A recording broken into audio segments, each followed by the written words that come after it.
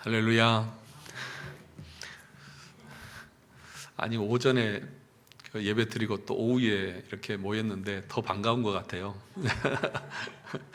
네, 지난주는 우리가 일부 우리의 죄와 비참함이 얼마나 큰가에 대해서 또 간략하게 우리가 함께 살펴보았습니다. 혹시 책을 안 가지고 계신 분들은 책 있는 분 옆으로 가셔서 같이 보할 수 있었으면 좋겠습니다. 네, 혹시라도 책 안 가지고 있는 분들 있으면 책 읽는 분들 옆으로 가서 같이 이렇게 읽고 할 수 있도록 그렇게 하시면 되겠습니다. 네. 오늘은 2부 우리의 구속에 관해서 같이 함께 살펴보도록 하겠습니다. 5주일입니다. 27페이지에 있는 5주일. 길게 설명은 안 하고 읽고 넘어가면서 간략하게 이렇게 설명하면서 이렇게 넘어가려고 합니다. 그래서 아마 거의 우리가 1년 넘게 했기 때문에 아마도 다 기억 못 하시고 잊어버리고 새로우실 것 같아요. 네, 그래도 언뜻 생각날 것도 있을 텐데 한번 좀 다시 한번 검토하고 점검하고 복습하면서 넘어갔으면 좋겠습니다. 12문입니다. 우리 같이 읽어볼까요?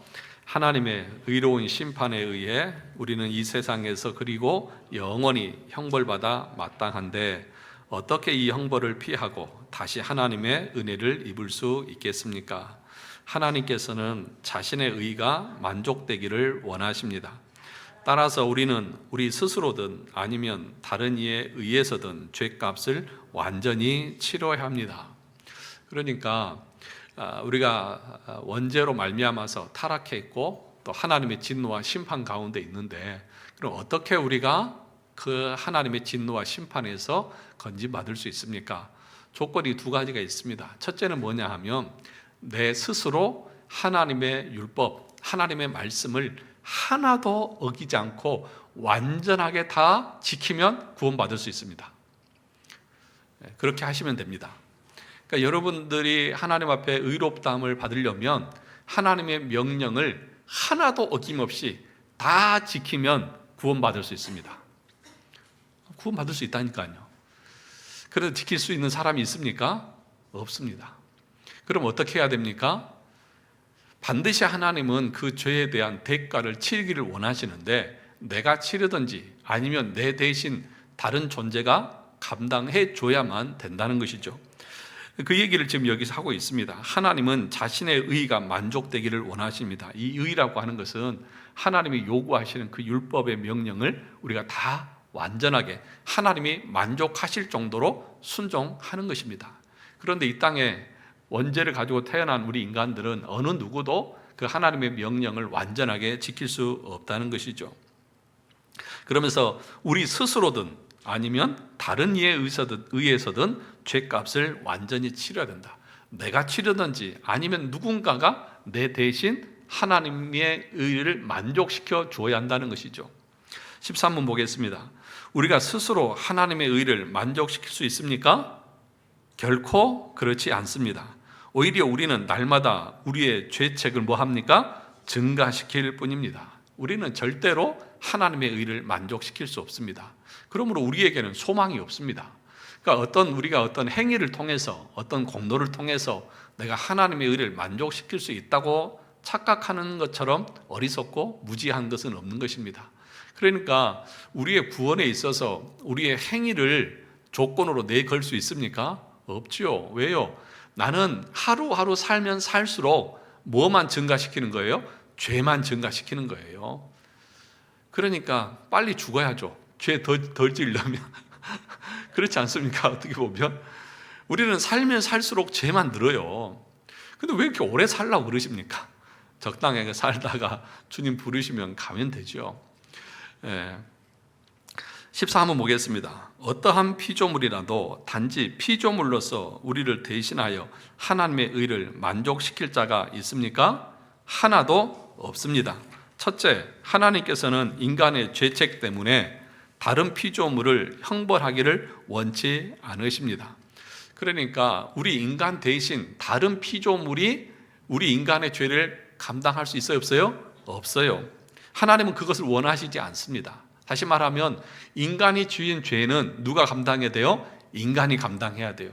사람이 지은 죄는 사람이 감당해야 하는 것입니다. 하나님이 원하시는 것이 그거예요. 두 번째 뭡니까? 어떠한 피조물이라도 단지 피조물로서는 죄에 대한 하나님의 영원한 진노의 짐을 감당할 수 있어요, 없어요? 감당할 수도 없고 다른 피조물을 거기에서 구원할 수도 없습니다. 그러니까 우리 인간은 태어날 때부터 원죄를 가지고 있기 때문에 죄인이 다른 죄인을 구원할 수 없죠. 자기도 자기 죄에서 구원 못하는 존재가 다른 사람을 그 사람의 죄에서 건질 수 있다고요? 없죠. 없습니다. 그래서 15분은 이렇게 말하면, 그렇다면 우리는 어떤 중보자와 구원자를 찾아야 합니까? 그러면 하나님과 우리 사이에서 우리 대신 하나님의 의를 만족시켜줄 중보자는 어떤 존재여야 합니까? 라고 말하는 거죠. 답을 볼까요? 참 인간이고 의로운 분이시나 동시에 참 하나님이시고 모든 피조물보다 능력이 뛰어나신 분입니다. 그러니까 중보자, 우리의 구원자, 하나님과 우리 사이에서 중보자 역할을 할 존재는 참 인간이어야 된다. 그러니까 온전한 인간이어야 된다. 그러니까 인간의 죄는 누가 감당해야 돼요? 인간이 감당해야죠. 그러니까 예수 그리스도께서 마리아의 몸을 통해서 육신을 입고 이 땅에 오신 이유가 거기에 있는 거죠. 인간이어야 하니까. 참 인간이어야 합니다. 그런데 뭐는 없어야 됩니까? 죄는 없어야 하죠. 여기 보니까 뭐라고 말합니까? 의로운 분이셔야 된다. 죄는 없어야 한다는 거죠. 그래서 이 부부 관계를 통해서 오는 것이 아니라 출생법을 통해서 태어나면 모두 다 원죄를 가지고 태어나기 때문에 남자를 알지 못하는 동정녀를 통해서 성령으로 잉태되신 거죠. 그래서 이 동정녀 탄생, 그러니까 이 성령으로 잉태된 것을 부정하고 부인하게 되면 중보자가 될 수 없습니다. 우리의 구원자가 될 수 없습니다. 그러면 이것은 우리의 구원에 있어서 심각한 문제를 유발하는 거예요. 그래서 다른 그 이단들은 중보자 탄생을 부정하고 또 동정녀 탄생을 다르게 설명하려고 하는 사람들이 있는데 그것은 비성경적인 거죠. 동시에 뭐 해야 됩니까? 참 하나님이고 모든 피조물보다 능력이 뛰어나셔야 된다. 왜 그럴까요? 왜냐하면 그 하나님의 진노를 우리 육신을 가지고 있는 우리 인간은 다 감당할 수 없습니다. 내가 누구에게 죄를 지었느냐에 따라서 그 죄의 경중이 다릅니다. 만약에 여러분이 저한테 무슨 잘못을 했으면 그 죄는 그렇게 크지도 않을 거예요. 제가 화를 많이 내겠지만 별로 크지 않습니다. 그런데 여러분들이 대통령을 해하려고 했다고 하면 절을 한 것과 다르겠죠. 그렇죠. 그런데 우리 인간이 하나님 앞에 죄를 지었다고 하는 것은 하나님은 영원하신 분이십니다. 그러므로 그분에게 죄를 지은 그 죄도 영원합니다. 그러니까 저와 여러분들이 어떤 것으로도 그 영원한 죄를 해결할 길이 없는 거예요. 그래서 참 하나님만이 그 하나님의 진노를 감당할 수 있고 그 영원하신 하나님만이 그것을 치름으로 그 영원한 죄가 속함을 받을 수 있다는 거죠. 그래서 지금 중보자는 참 인간이어야 되고 참 하나님이셔야 된다. 그렇게 얘기하고 있습니다. 그래서 이제 이성, 일인격, 하나의 인격의 두 가지 본성을 가지고 계신 참 하나님이고 참 인간이시다. 아니, 어떻게 인간 안에 인성과 신성이 동시에 존재할 수 있느냐? 그래서 이제 이런 것을 가지고 이 이단들은 그것을 잘못되게 설명을 하려고 하는 것입니다.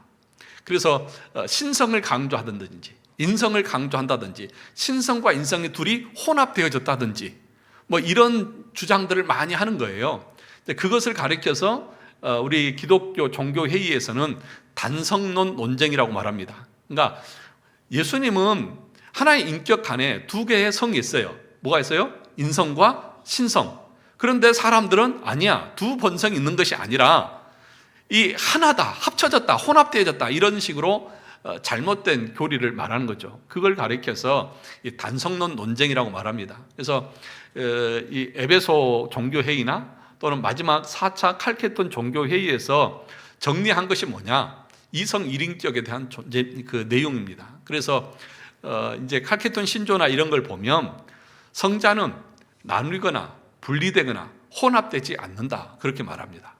그래서 그것을 정리를 한 거예요. 이성 일인격을 사람들이 막 잘못되게 설명하니까 그것을 말하는 거예요. 그래서 여러분, 예수 그리스도는 참 인간이시죠. 동시에 참 하나님이시죠.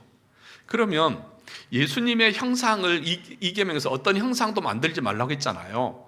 근데 예수님 육신을 입고 오셨잖아요. 그러니까 사람들이 뭐라고 말하냐면 예수님이 육신을 입고 오셨고 그 육신을 우리가 봤잖아요. 그러니까 그 육신은 그릴 수 있지 않습니까? 모양 형상을 그릴 수 있잖아요. 여러분 집에도 다들 예수님께서 겟세마네 동산에서 이렇게 가지런히 손 모으고 기도하시는 그런 형상들 다 있잖아요. 술을 놓아가지고 집에다 이렇게 걸어놓고 그랬잖아요. 집에도 예수님 그림이 많이 있잖아요. 그걸 보면서 우리는 우리의 믿음과 신앙을 더 이렇게 끌어올리잖아요. 그거 보면은 막 은혜가 되죠.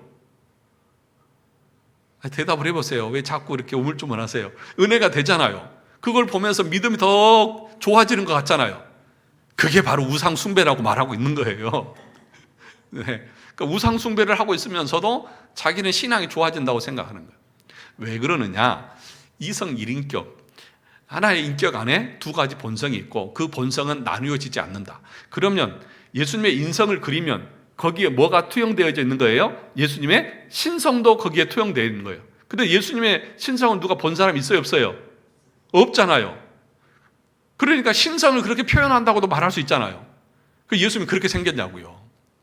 그래서 칼빈이 뭐라고 말합니까? 일권 13장에서 삼위일체를 말하면서 그런 식으로 예수님을 그리고 표현하면 아마 흉측한 괴물이 되어져 있을 것이다. 예수님의 입장에서 볼 때 그건 흉측한 괴물이에요.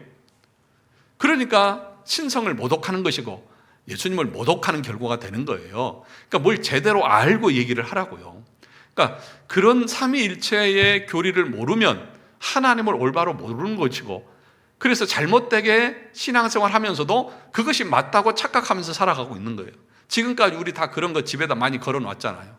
그런 거 보면서 막 나도 저렇게 예수님께 기도해야 되는데 열심히 해야 돼, 그런 생각을 가졌잖아요. 그래서 뭐냐, 십자가를 안 거는 이유도 그거거든요.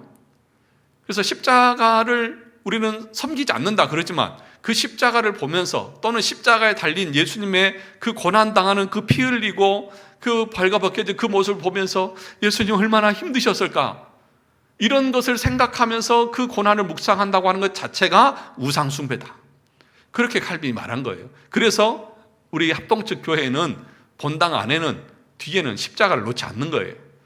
우리는 말씀을 통해서 하나님 앞에 나가는 것이지 그런 어떤 조각이나 어떤 형상을 가지고 그리스도를 바라보는 게 아니에요. 그러니까 예수님의 형상을 그리지 마세요. 그리고 상상하지 마세요. 하나님은 영이시다라고 하는 그 말의 의미는 뭐냐 하면 하나님을 우리 인간의 머리로 이성으로 상상하지 말라는 거예요.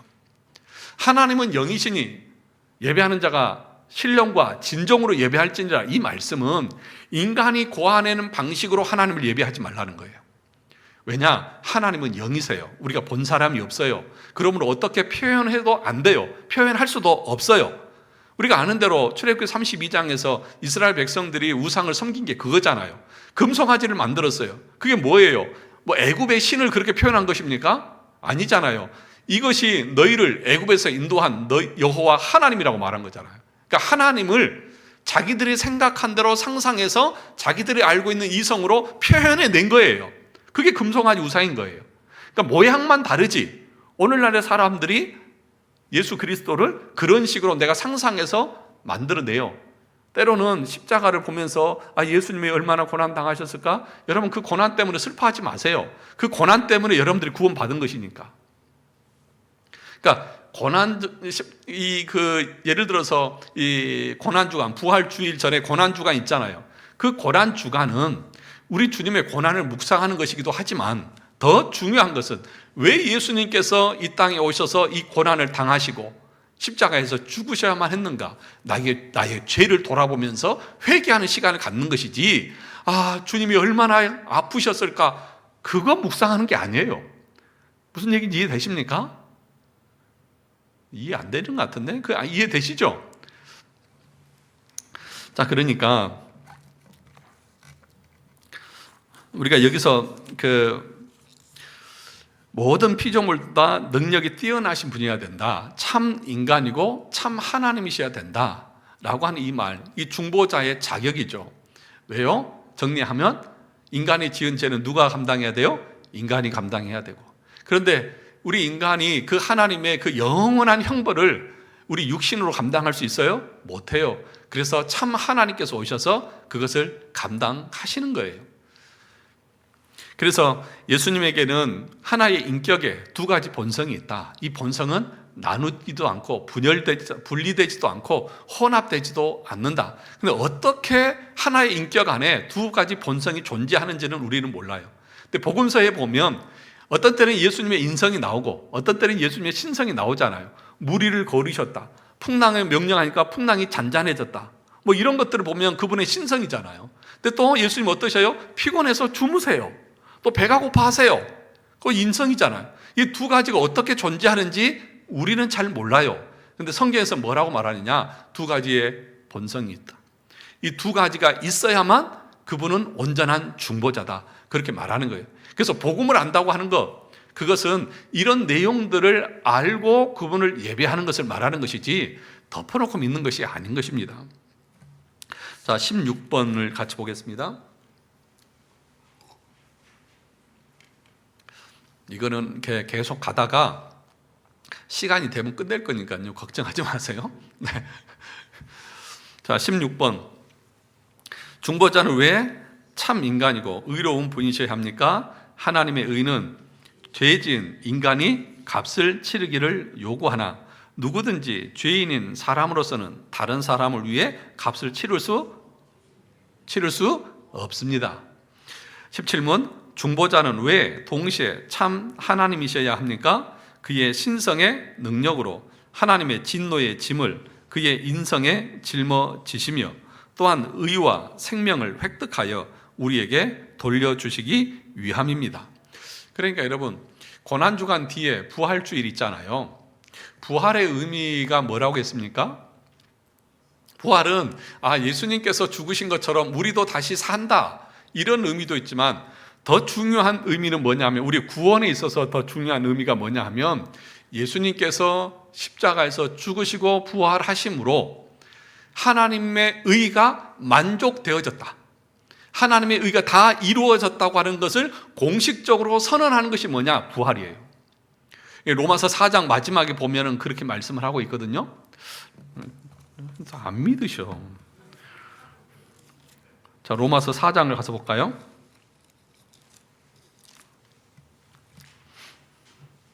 4장 25절.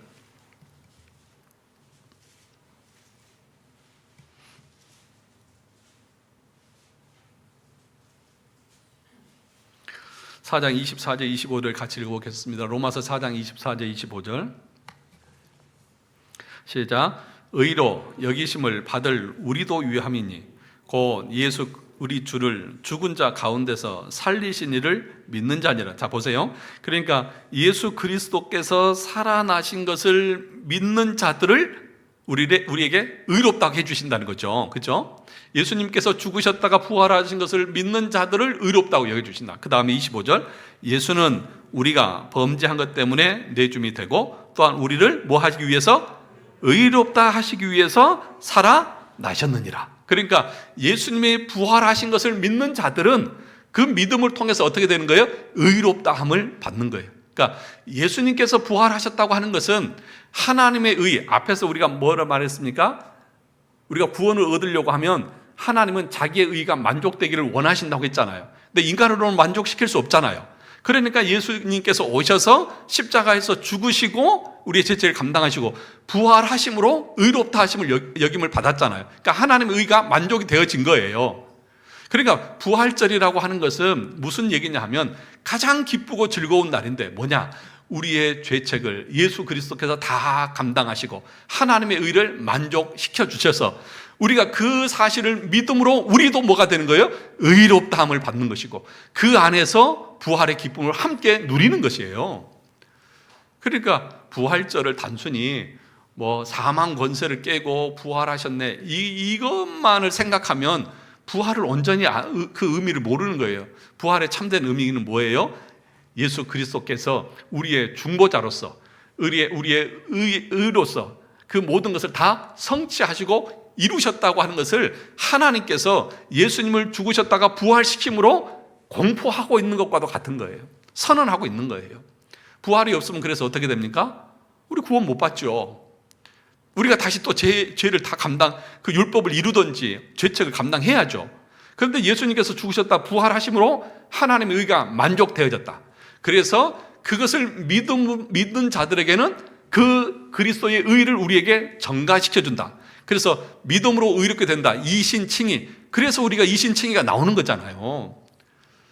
그러니까 이런 것들을 통해서 우리가 뭘 믿는지를 알아야 하는 거죠. 자, 계속 보겠습니다.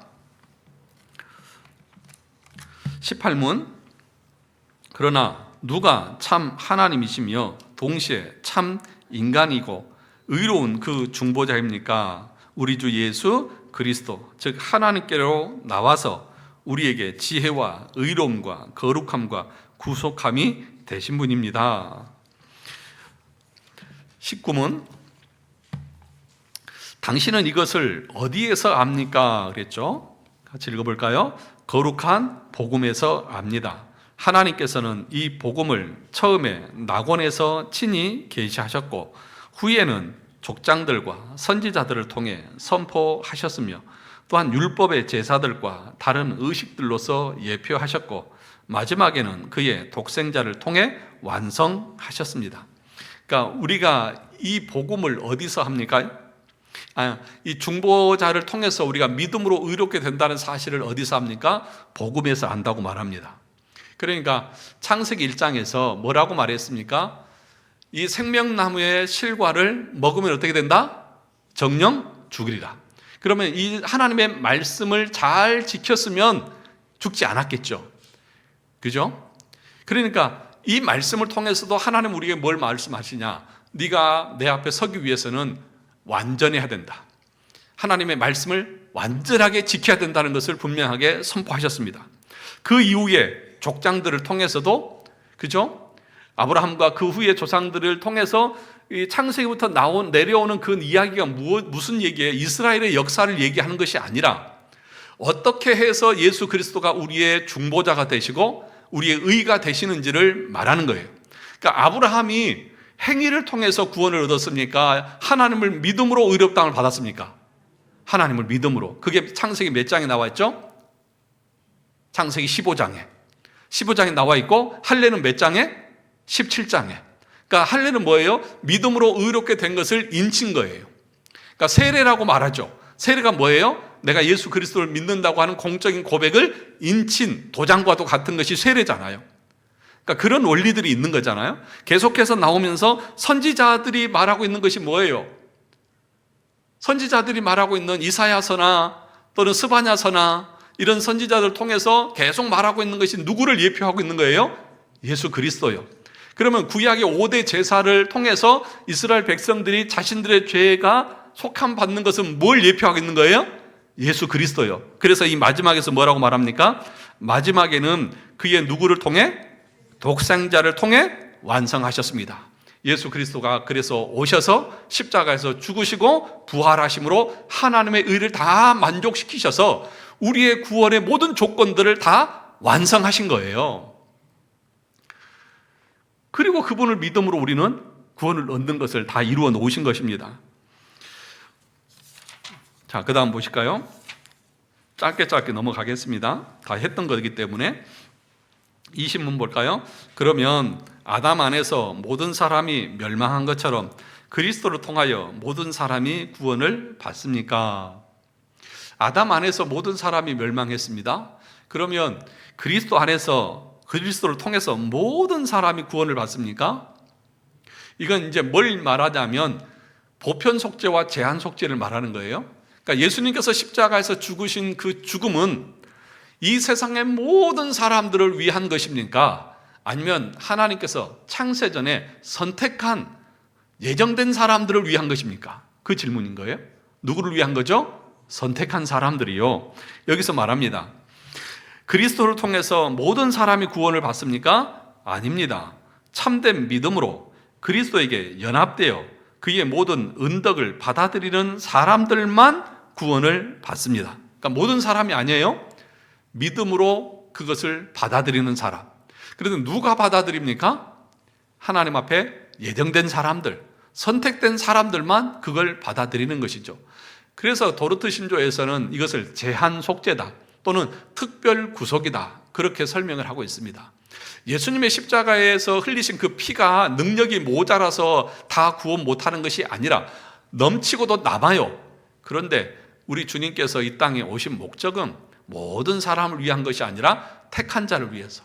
그래서 마태복음 1장 21절에서 아들을 낳으리니 이름을 예수라 하라. 이는 그가 자기 백성을 그들의 죄에서 구원할 자. 자기 백성인 거예요. 요한복음에서는 예수님께서 자기 양은, 그러니까 양은 목자의 음성을 알죠. 너희가 내 양이 아니니까 나를 따르지 않는 거다. 그러니까 내 양이 있고 내 양이 아닌 게 있는 거예요. 그러니까 택한 자가 있고 택하지 않은 자가 있는 거예요. 그러니까 택한 자들은 하나님의 말씀이 선포될 때 그 말씀을 기쁨으로 받아들이고 믿고 순종하며 나가죠. 그러나 택한 자들이 아닌 사람들은 안 믿죠. 순종도 안 하고. 근데 우리는 누가 선택됐는지 안 됐는지 알아요? 몰라요? 몰라요. 그러니까 계속해서 복음을 전하는 것이고 예수 믿으라고 전도하는 거죠. 그래서 교회로 불러와서 하나님의 말씀을 듣게 해야죠. 왜 그렇습니까? 믿음이라고 하는 것은 어떻게 일으켜지는 거예요? 목사의 설교를 통해서 성령께서 그 말씀으로 우리 안에서 믿음을 유발시킨다고 했잖아요. 그러니까 말씀과 성령은 같이 가요. 그러니까 말씀이 없는 곳에 성령의 역사도 없어요. 더 나아가서 그 말씀이 올곧은 진리의 말씀이어야 돼요. 그래서 우리가 이런 걸 공부하는 거 아닙니까? 그러니까 이것이 어떤 우리 기독교 공적인 역사를 통해서 인정된 이게 성경의 가르침이라고 하는 것이 인정되어졌잖아요. 그러니까 이걸 우리가 공부하고 배워서 가르쳐서 성도들이 이것을 믿게 하는 거죠. 그런데 그 믿음이라고 하는 것은 하나님께서 우리 가운데서 주시는 거죠. 자, 그 다음 보겠습니다. 참된 믿음이란 그래서 무엇입니까? 여러 번 했던 건데 같이 읽어볼까요? 참된 믿음은 하나님께서 그의 말씀에서 우리에게 계시하신 모든 것이 진리라고 여기는 확실한 지식이며 동시에 성신께서 복음으로써 내 마음속에 일으키신 굳은 신뢰입니다. 그 순전히 은혜로 오직 그리스도의 공로 때문에 하나님께서 죄사함과 영원한 의로움과 구원을 다른 사람뿐 아니라 나에게도 주심을 믿는 것입니다. 참된 믿음이 뭐예요? 하나님께서 그의 말씀에서 우리에게 계시하신 모든 것이 진리라고 여기는 확실한 뭐라고요?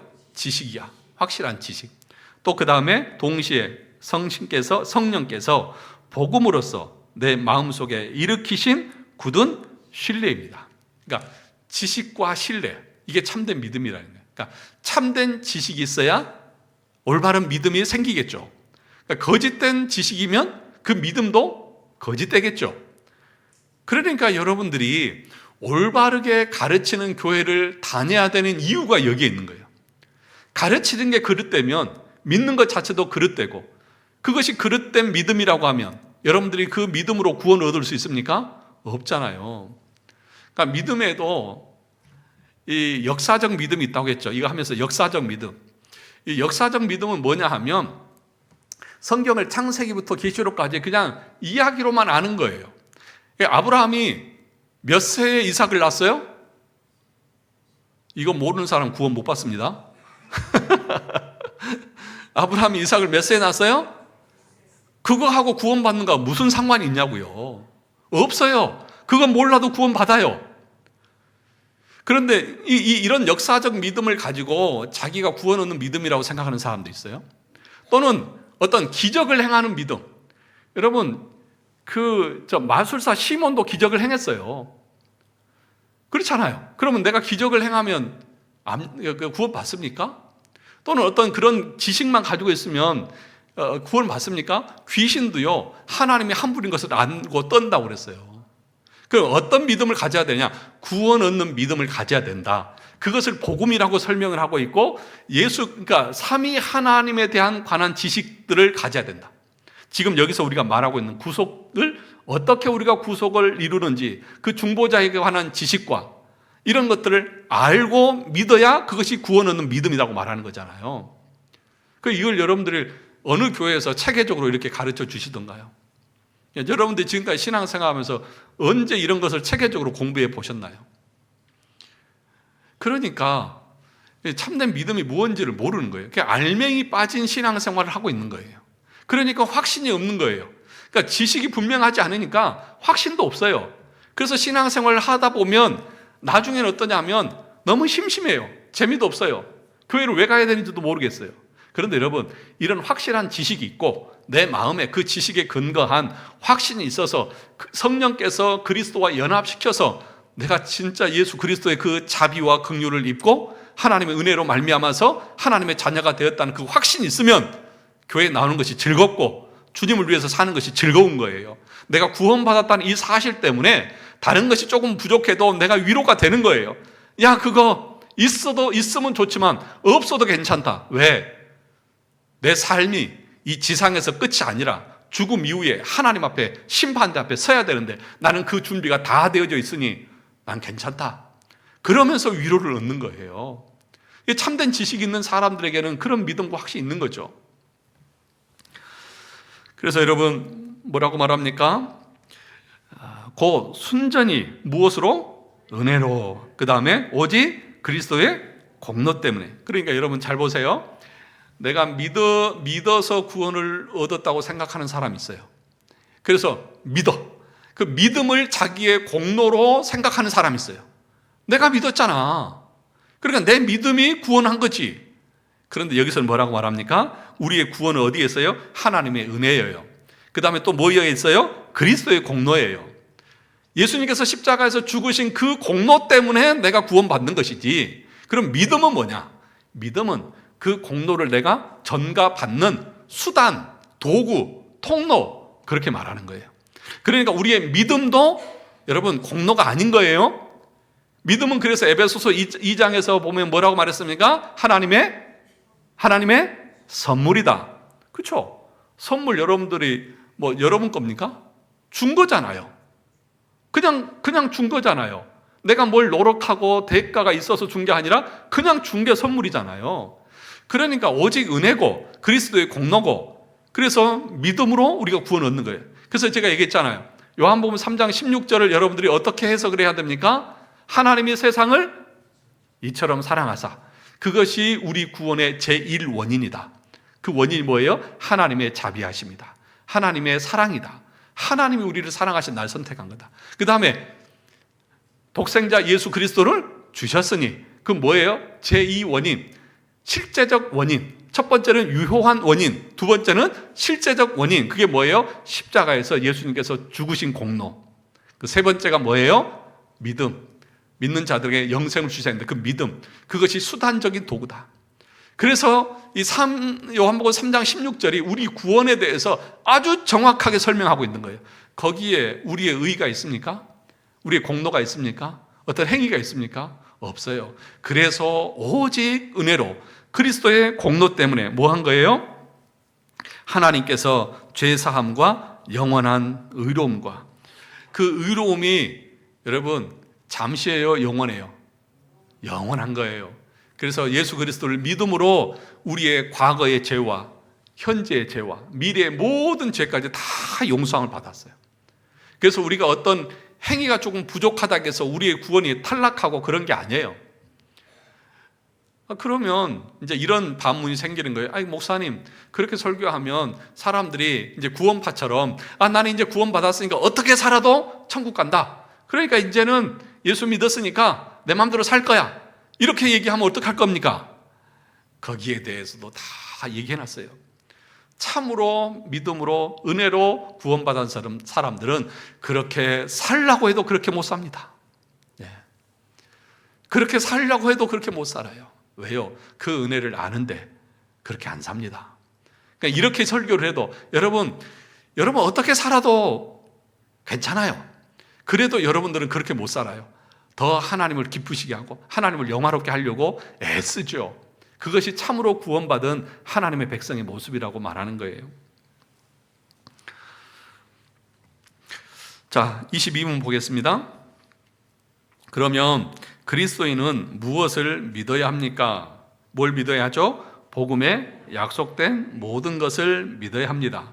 이 복음은 보편적이고 의심할 여지 없는 우리의 기독교 신앙의 조항들인 사도신경이 요약하여 가르쳐 줍니다. 그러니까 우리가 믿는 신앙의 내용이 뭐냐? 그것을 어디에서 가르쳐 주고 있다고요?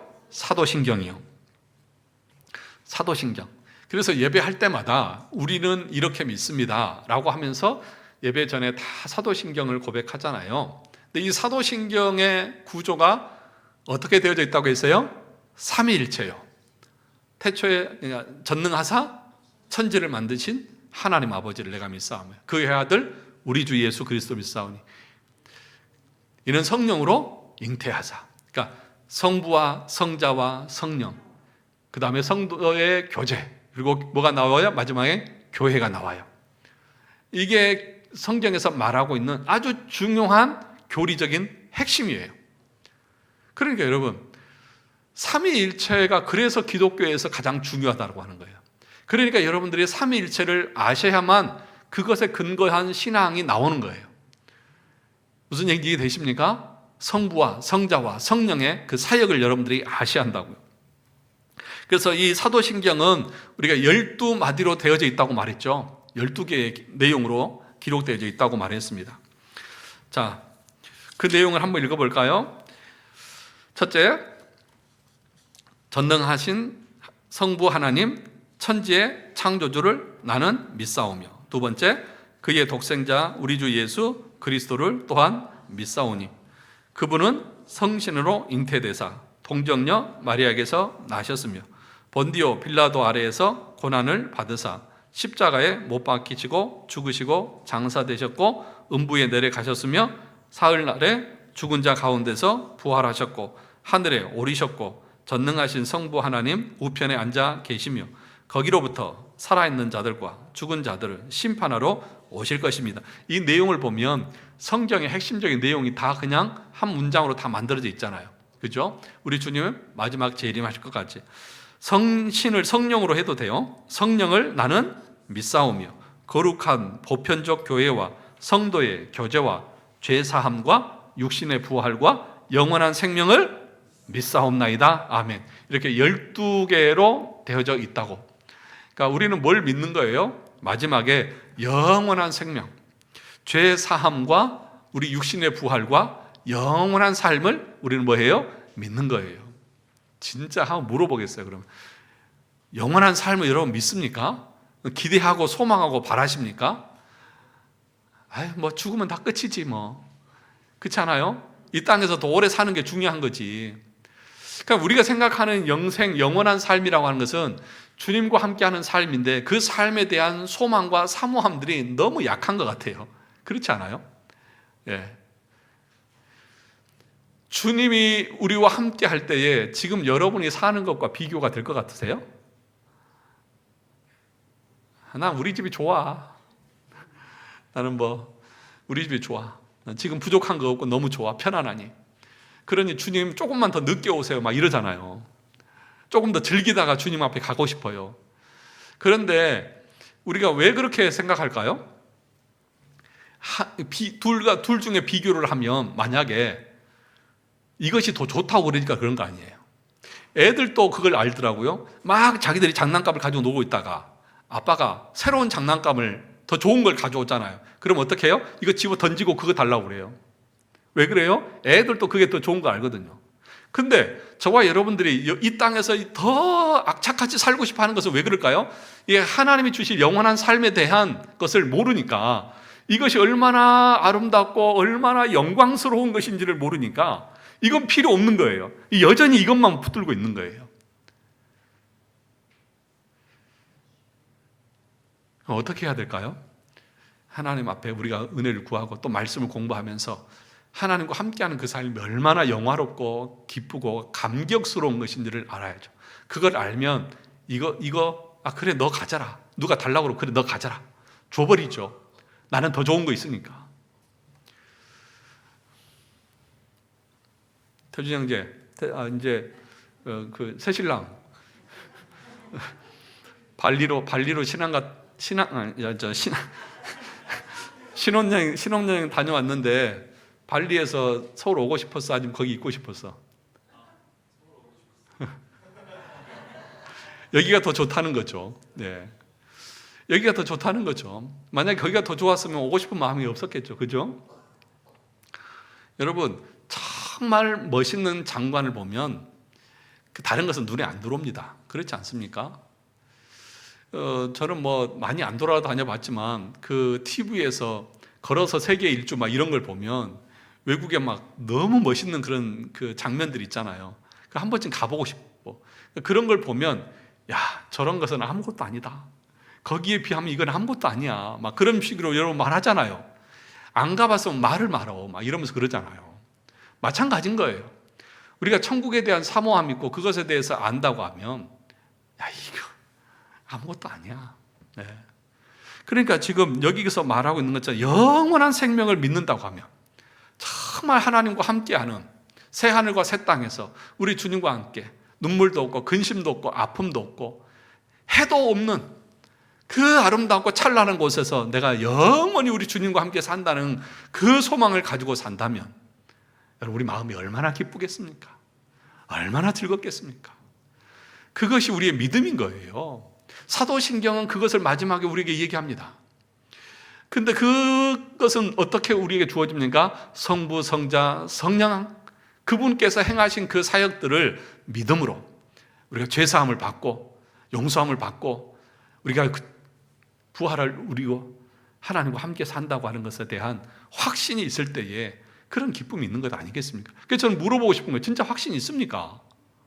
진짜 확신이 있고 그것에 대한 감격이 있다고 하면 왜 그렇게 인상을 쓰고 다니시냐고요? 왜 이렇게 힘들어 하냐고요? 우리 그러지 말자고요. 그런데 그것은 제가 이렇게 얘기한다고 해서 안 되는 게 아니라 여러분 스스로가 정말 확실한 지식과 굳은 신뢰를 통해서 성령께서 주시는 그 확신을 가지고 믿음으로 살아갈 때에 우리 가운데서 일어나는 것 아니겠습니까? 시시때때로 예수 믿어도 우리 삶에 고난이 찾아오죠. 그런데도 인내하고 견디면서 신앙을 지켜나가는 이유는 하나님이 나와 함께 하시기 때문일 것이고 나에게 시시때때로 은혜를 주시는 것 때문에 그러는 거 아니겠습니까? 다윗이 시편 23편에서 고백했던 것처럼 사망의 음침한 골짜기가 가운데 지날지라도 주의 지팡이와 막대기가 나를 안위하시나이다. 하나님께서 지키시는 것을 경험하고 함께하는 사람들은 그 기쁨이 있는 거예요. 이런 은혜가 우리 가운데 있기를 원합니다. 자, 우리 8주일 24문항 보겠습니다. 앞에서 얘기한 거니까 빨리빨리 넘어가겠습니다. 이 조항들은 어떻게 나누어집니까? 세 부분으로 나누어집니다. 첫째, 성부 하나님과 우리의 창조. 둘째, 성자 하나님과 우리의 구속. 셋째, 성자 하나님과 우리의 성화에 관한 것입니다. 그러니까 이것은 뭐냐 하면 그분 성부의 주도적 사역을 말하는 거예요. 성부의 주도적 사역은 뭐예요? 창조예요. 그러면 성자의 주도적인 사역은 뭐예요? 우리의 구속이에요. 성령의 주도적인 사역은 뭐예요? 우리의 성화, 우리를 거듭나게 하고 우리를 거룩하게 하시는 분이 성령의 주된 사역인 거예요. 그러니까 성령은 어떤 기적을 행하는 분이 아니라 우리를 거듭나게 하고 우리를 그리스도 안에서 거룩한 삶으로 이끌어가는 것이 성령의 주된 사역인 거예요. 그런데 이것을 따로따로 나누면 안 되고요. 삼위일체 하나님께서 우리의 구원을 위해서 동시에 함께 사역하세요. 근데 주된 사역을 이렇게 정리한 것 뿐이에요. 무슨 얘기인지 알겠습니까? 그러니까 예수님이 구원하셨는데 성부나 성령 아무것도 안 하셨다. 그렇게 얘기하면 안 되는 거예요. 25문 오직 한 분 하나님만 계시는데 당신을 왜 삼위 곧 성부 성자 성신을 말합니까? 왜냐하면 하나님께서 자신을 그의 말씀에서 그렇게 계시하셨기 때문입니다. 곧 이 구별된 삼위는 한 분이시고 참되고 영원하신 하나님이십니다. 그러니까 삼위일체를 지금 말하고 있는 거예요. 하나님이 우리를 구원하시는데 누가 하시는 거예요? 삼위일체 하나님께서 우리의 구원을 이루어 가시는 것입니다. 그러니까 삼위일체가 뭔지를 알아야죠. 그래서 구별된, 그러니까 동일한 본질에 구별된 새 위격으로 존재하시는 하나님. 그래서 본질적으로는 성부, 성자, 성령은 본질에 있어서는 어때요? 같아요? 달라요? 같아요. 위격적으로는 구별돼 있어요? 없어요? 구별돼 있어요. 구분이 아니라 구별이에요. 구분은 나눠버리는데, 그럼 동일한 본질에 구별된 새 위격으로 존재하신다라고 하는 거. 그래서 삼위일체다. 그러니까 그 성부와 성자와 성령은 다 동일하게 하나님이시고 동일하게 영원하시고, 네, 그런 것들을 여러분들이 기억하셔야 됩니다. 자, 그 다음 보겠습니다.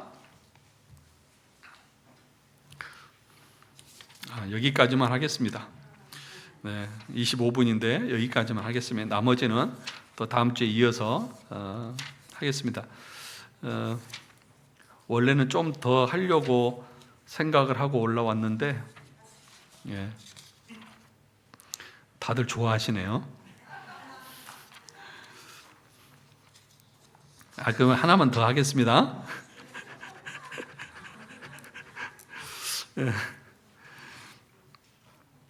26문에 보면 전능하신 성부 하나님, 천지의 창조주를 나는 믿사옵이라고 고백할 때 당신은 무엇을 믿습니까? 우리 주 예수 그리스도의 영원하신 아버지께서 아무것도 없는 중에서 하늘과 땅과 그 가운데 있는 모든 것을 창조하셨고, 또한 그의 영원한 작정과 섭리로서 이 모든 것을 여전히 보존하고 다스리심을 믿으며, 여기서 이제 영원한 작정, 섭리가 나오죠. 이 작정이라고 하는 것은 이 하나님께서 모든 피조물들을 계획하시는 것을 작정이라고 말해요. 그리고 그 작정한 것들을 이렇게 천지를 창조하시고 인간까지 창조하시고 섭리하신다고 하는 것은 그 창조물의 모든 것들을 하나님이 여전히 다스리고 계시다고 하는 것을 섭리한다고 말합니다. 이 모든 것을 여전히 보존하고 다스리심을 뭐하며? 믿으며, 이 하나님께서 그의 아들 그리스도 때문에 나의 하나님과 나의 아버지가 되심을 나는 믿습니다.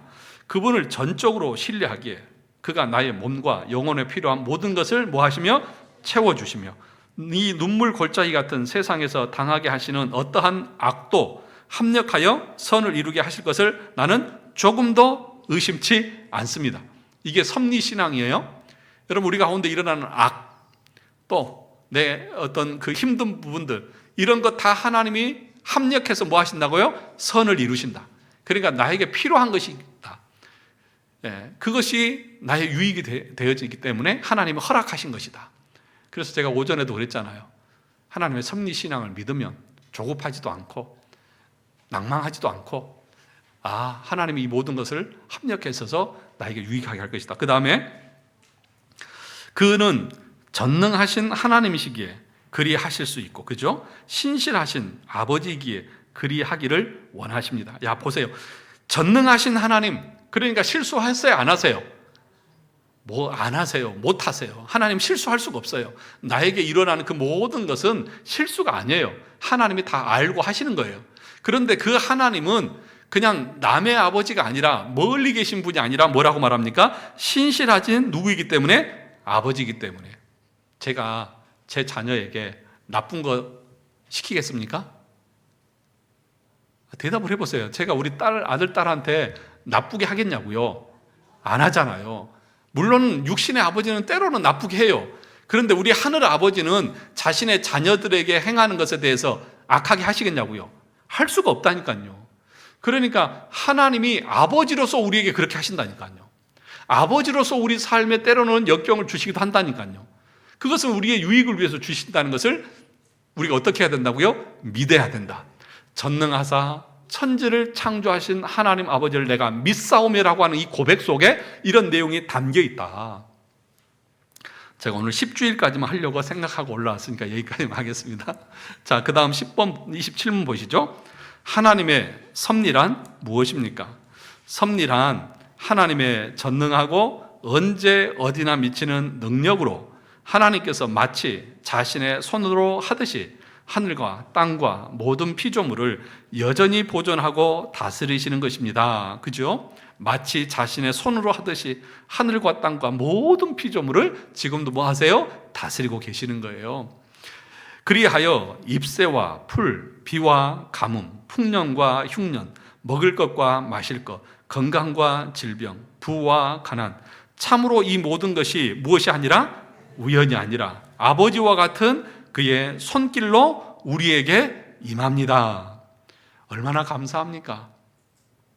이게 감사가 되어져야 돼요. 왜요? 지금도 하나님께서 그의 손길로 내 삶을 어떻게 하십니까? 섭리하시잖아요. 필요한 거 공급해 주시고, 때로는 악한 것도 막아주시고, 때로는 고난을 주셔서 내 믿음을 계속 일으키시기도 하시고, 그래서 이 모든 삶의 모든 것들은 하나님이 나의 유익을 위해서 하고 계시다. 이제 28문만 하고 마치겠습니다. 하나님께서 모든 것을 창조하시고 섭리로서 여전히 보존하심을 아는 것이 우리에게 어떤 유익을 줍니까? 우리는 어떠한 역경에서도 뭐하고? 인내하고, 형통할 때는 뭐하고? 감사하며, 또한 장래일에 대해서는 우리의 신실하신 하나님 아버지를 굳게 신뢰하여 어떠한 피조물이라도 우리를 하나님의 사랑에서 끊을 수 없으리라 확신합니다. 모든 피조물이 완전히 하나님의 손안에 있으므로 그의 뜻을 거슬러 일어나거나 되는 일은 하나도 없습니다. 예. 할렐루야. 예. 섭리를 아는 것이 이런 유익이 있습니다. 그래서 우리가 기독교 강요 1권 16장에서는 칼빈은 그렇게 말했습니다. 그래서 섭리를 아는 것은 가장 행복한 것이고 섭리를 모르는 것이 가장 비참한 것이다. 그렇게 말했습니다. 사랑하는 성도 여러분, 택한 여러분들의 가정과 삶, 여러분의 모든 것을 지금도 불꽃 같은 눈동자로 하나님이 지켜보고 계십니다. 믿으십니까? 하나님이 아버지로서 우리를 돌보십니다. 필요한 것을 공급하시고 악한 것들을 막아주시고, 때로는 우리가 게으르고 악하고 나쁜 짓 하면 채찍이로 막대기로 우리를 다시 깨워서 믿음으로 살게 하십니다. 그래서 결국에는 그 하나님의 섭리는 특별 섭리를 말하는데 우리의 구원을 이루기까지 하나님이 우리를 지키십니다. 그래서 뭐라고 말했습니까? 우리를 하나님의 사랑에서 끊을 수 없으리라 확신합니다. 왜요? 그 어떤 것도, 마귀도, 어떤 존재도 하나님의 사랑에서 우리를 끊을 수 없습니다. 하나님이 섭리하시기 때문에. 이런 믿음 가운데 우리가 끝까지 하나님을 신뢰하고 나가는 우리 성도들이 되시기를 주님의 이름으로 축원합니다.